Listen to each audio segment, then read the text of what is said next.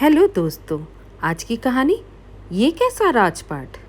लो बहुरानी, संभालो अपना राजपाट और मुझे छुट्टी दो इस जंजाल से।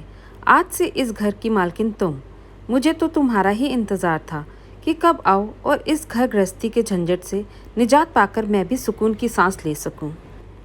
नई बहू अनिका के गृह प्रवेश करते ही सासू माँ बीना जी ने गृहस्थी की बागडोर उसके हाथों में सौंपते हुए कहा। कमर में चाबियों का गुच्छा निकालकर हाथों में थमाकर कहा। अनिका का दिल बिल्लियों उछलने लगा। वाह, अपने मन की मालकिन होंगी, जो चाहूंगी करूंगी। इससे बढ़िया और क्या होगा कि अम्मा जी रिटायरमेंट ले रही हैं, चकचक भी न रहेगी। ब्याह की गहमा गहमी निपट गई। अनिका का पति अनिकेत एक बड़ी कंपनी में इंजीनियर था। अनिका भी एक स्कूल में आर्ट की टीचर थी। शादी से पहले से ही वह सुबह 8 बजे जाती, दोपहर 2 बजे तक वापस आ जाती। ब्याह के बाद उसने 15 दिन की छुट्टी ले रखी थी। अनिका के ससुर दिनेश जी को पेंशन मिल रही थी। पैसे की कोई कमी नहीं थी। बीना जी दिल की बुरी नहीं थी, बस कुछ ज़रूरत से ज़्यादा ही कंजूस थी। अब तक पूरे घर पर उनका एक छत्र राज्य था। अपनी दबंग शख्सियत के आगे वे किसी की चलने नहीं देती। बीना जी को नौकरी करने वाली लड़कियां बिल्कुल भी पसंद नहीं थी, पर अनिकेत को अनिका बहुत पसंद थी, इसलिए मजबूरी में उन्हें राजी होना पड़ा। जल्दी ही बीना जी ने बहू रानी अनिका के लिए फरमान जारी कर दिया। दिनेश जी सुबह 5 बजे उठ जाते और नींबू पानी पीते थे। बीना जी ने रात में ही अनिका को बता दिया, आज से मेरी जिम्मेदारी खत्म। इतने साल मेरी सुबह की नींद खराब होती रही, अब तुम आ गई हो, तुम्हें बनाना होगा। मैं 6 बजे चाय पीती हूँ, नहाकर सबकी चाय एक बार ही बना देना। सबके लिए अलग अलग चाय बनाने की ज़रूरत नहीं है। तुम्हारे पापा वॉक से लौटे तो उन्हें गर्म करके दे देना, बाकी तुम लोग जब पियो तुम्हारी मर्जी। सुबह नाश्ते में अलग अलग नाश्ता बनाने की भी ज़रूरत नहीं, परांठे या ब्रेड में से एक चीज़ बना देना। बहुत दूध या चाय भी बनाने की ज़रूरत नहीं है, देखभाल कर दूध डालना। तुम कितने बजे स्कूल को निकलोगी? उससे पहले अनिकेत के टिफ़िन और हमारे लंच का इंतज़ाम तो करके ही जाओगी ना। दाल सब्जी बनाकर रख जाना, स्कूल से आकर गर्म रोटी सेक कर खिला देना। अब तक तो ठंडी रोटी खा लेते थे, पर अब बहू के राज में भी गर्म रोटी ना खाएं तो बहू लाने का फ़ायदा ही क्या। घर की सफाई और बर्तन वाली के अलावा और किसी की ज़रूरत नहीं है।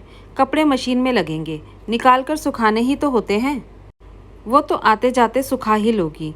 शाम को कपड़े तहाकर प्रेस भी कर लेना, क्योंकि 2 बजे स्कूल से आके और कोई काम तो रहेगा नहीं। और भैया, मैं तो इन बाप बेटे की खिदमत करते करते थक गई, बस इंतज़ार कर रही थी कब बहू आए और मुझे इस झंझट से छुटकारा मिले। मेरे बूते का ना है काम वालियों से जूझना। अब तो तुम्हें ही उनकी चौकीदारी करके काम करवाना होगा। स्कूल जाने से पहले ही करवा लेना।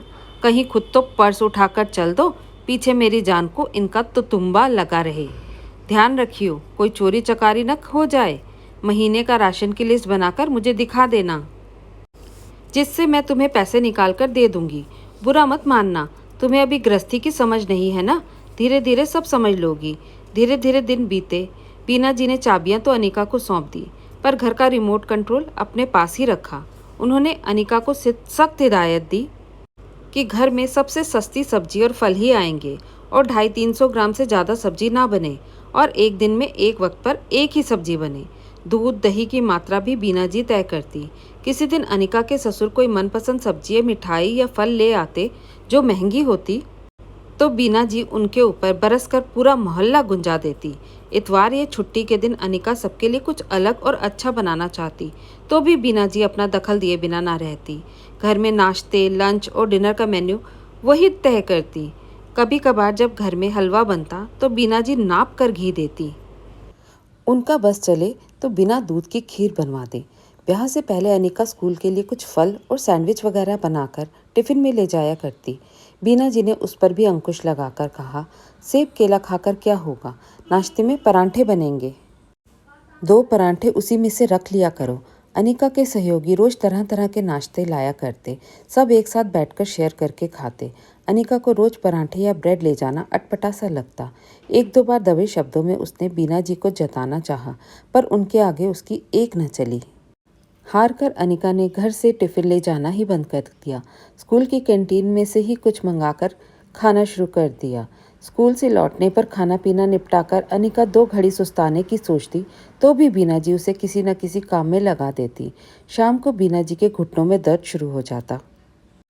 अनिका चाहकर भी चैन की सांस न ले सकती क्योंकि बीना जी उसे अपने घुटनों पर तेल मालिश कराने में व्यस्त कर लेती। शादी से पहले ही अनिकेत और अनिका ने तय कर लिया था कि घर का खर्च तो दिनेश जी की पेंशन और अनिकेत की तनख्वाह से अच्छी तरह चल ही जा रहा था। अनिका की तनख्वाह वे बचत के रूप में बैंक में डाल दिया करेंगे ताकि वक्त ज़रूरत काम आ सके। कोई मेहमान आता तो अनिका का मन करता ढंग से उसका आदर सत्कार करे, पर बीना जी की हदायत के अनुसार 2 प्लेटों में नमकीन और बिस्किट लाकर धर दिए जाते।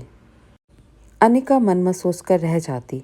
वह कैसी राजरानी थी कि किसी को एक प्याला चाय भी अपने मन से न पिला सकती थी। बीना जी घर पर आए मेहमान क्या लाए यह तो अपनी पैनी नज़रों से नाप लेती, पर उनकी थोड़ी बहुत आवभगत भी करने में 10 बार सोचा करती। अनिका के भाई का ब्याह था। अनिका अपनी इकलौती भाभी को अच्छा सा उपहार देना चाहती थी, जिसके लिए उसने अपनी तनख्वाह से पैसे बचाकर रखे थे।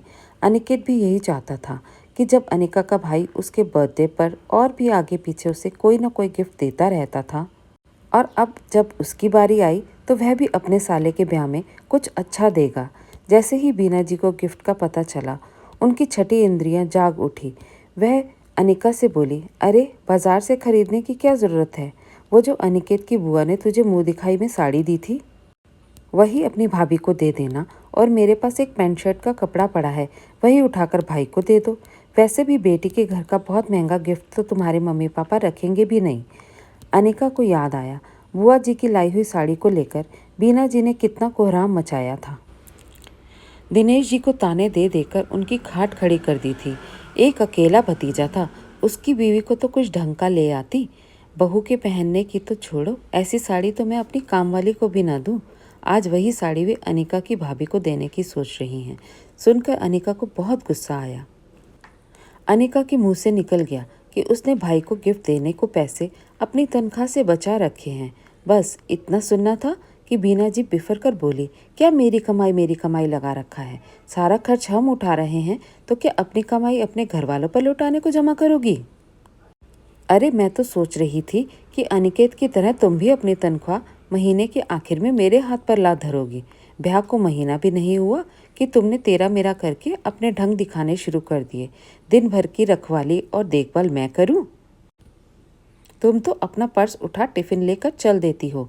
अनिकेत के प्यार और दिनेश जी के दुलार की वजह से ब्याह के बाद से वह बीना जी के उल्टे सीधे गलत सलत सारे फरमान सहती चली आ रही थी, पर मुंह से एक शब्द भी ना निकालती थी। आज उसके सब्र का बांध टूट गया।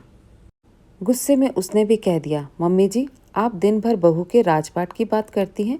लगता है आपको बहू रानी नहीं 24 घंटे की नॉन पेड नौकरानी की ज़रूरत थी, जो चाकरी भी करे और कमाकर भी लाए। सुनते ही बीना जी ने रोना शुरू कर दिया कि कल की आई बहू ने उन्हें जवाब दे दिया।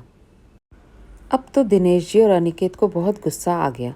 उन दोनों ने बीना जी को कहा कि हर वक्त की चिकचिक से घर की शांति भंग हो रही है। सिर्फ चाबियां ही नहीं, घर की बागडोर भी अब अनिका को सौंपकर भजन कीर्तन में मन लगाएं।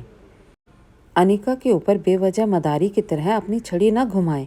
अनिका ने सोचा बेवजह बात ना बढ़े, इसलिए वक्त की नज़ाकत देखते हुए उसने बीना जी को कहा, मम्मी जी आप परेशान क्यों होती हैं? घर में सब कुछ आपके हिसाब से ही होगा। आप बस बताती जाइएगा, मैं उसी तरह सब संभाल लूँगी। आप भी पापा के साथ सुबह शाम घूमने जाइए, टीवी पर अपने मनपसंद प्रोग्राम देखिए, आराम कीजिए। अनिका ने जल्दी ही बीना जी के लिए एक सत्संगी किट्टी का इंतज़ाम कर दिया, जिससे उनकी आउटिंग भी होने लगी और मन भी लगने लगा। धन्यवाद दोस्तों। कैसी लगी आपको आज की ये कहानी? अगर पसंद आई तो लाइक और शेयर ज़रूर कीजिए। नए हैं तो चैनल को सब्सक्राइब करना बिल्कुल मत भूलिए।